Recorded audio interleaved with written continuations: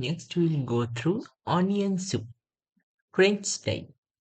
So first note down the ingredient: 1.5 pound of onions, 3 ounces of grated cheese, 2 ounces of butter, some squares of Allinson wholemeal bread, pepper and salt to taste.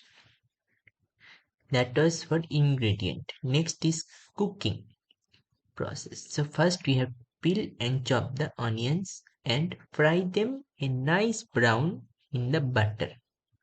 When brown, add it to cheese and 3 pints of water. Boil all up together and season to taste.